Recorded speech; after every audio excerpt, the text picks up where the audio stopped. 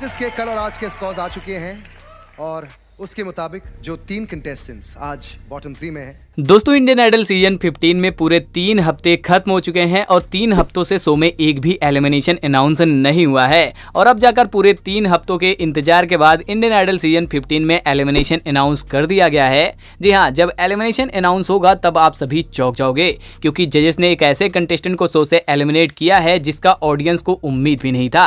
अब पिछले 3 हफ्तों से कोई ये कह रहा था कि रितिका बाहर हुई है, तो कोई ये कह रहा था कि अनिरुद्ध शो से एलिमिनेट हुए हैं, तो कुछ रूमर्स में ये बताया गया कि इस बार मानुषी और शुभजीत पर भी एलिमिनेशन का खतरा है। तो ऐसे में इंडियन आइडल सीजन 15 के इस नए हफ्ते में आखिर कौन शो से एलिमिनेट हुआ है, आखिर इन 3 हफ्तों में सबसे कम स्कोर पाने की वजह से किस कंटेस्टेंट को बॉटम में रखा गया और हाँ, इन 3 हफ्तों के वोटिंग में कौन से कंटेस्टेंट को सबसे ज्यादा वोटिंग हुआ, तो सब कुछ जानेंगे आगे की वीडियो में। बस आप सभी इस वीडियो को पूरा जरूर देखना और कॉमेंट करके ये बताना कि आप किसे इस शो का विनर बनाना चाहते हो। देखो भैया, इंडियन आइडल सीजन 15 में अब होगा इस शो का 6वां एलिमिनेशन। अब इस 6ठे एलिमिनेशन में जब बॉटम कंटेस्टेंट अनाउंस होगा तब जजेस स्कोर के बेस पर अनाउंस किया जाएगा और जब एलिमिनेशन अनाउंस होगा तब बीते 3 हफ्तों के वोटिंग के बेस पर होगा। तो चलिए इंडियन आइडल सीजन 15 के बीते 3 हफ्तों के वोटिंग को समझ लेते हैं। तो पिछले 3 हफ्तों में 2 बार वोटिंग लाइन्स ओपन हुआ है, जहां विश्वरूप बनर्जी को पहले वोटिंग में 6% वोट मिले थे, तो वहीं दूसरी बार के वोटिंग में 5% वोट मिले हैं।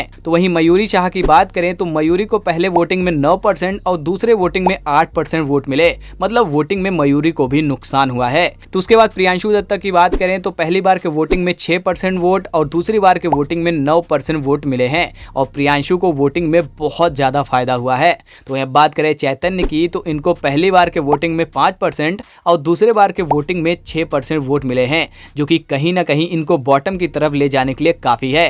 तो उसके बाद मिस्मी की बात करें तो मिस्मी को पहले वोटिंग में 12% और दूसरे वोटिंग में 10% वोट मिले हैं।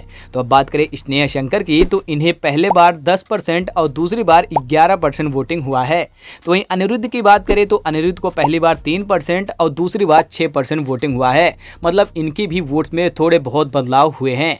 तो उसके बाद शुभजीत की बात करें तो शुभजीत को पहले वोटिंग में 19% और दूसरे वोटिंग में 13% वोट मिले हैं, मतलब अब शुभजीत के वोटिंग नंबर में भी तेजी से बदलाव हो रहे हैं और अब शुभजीत वोटिंग में नीचे की तरफ जा रहे हैं। तो वहीं रितिका राज की बात करें तो रितिका को पहले 3% और दूसरी बार केवल 1% वोट मिले हैं, जो कि ये दिखाता है कि रितिका ऑलरेडी बॉटम जोन में है। तो अब मानुषी घोष की बात करें तो मानुषी को पहले वोटिंग में 21% और दूसरे वोटिंग में 17% वोट मिले हैं, यानी मानुषी भी वोटिंग के मामले में नीचे जा रही हैं।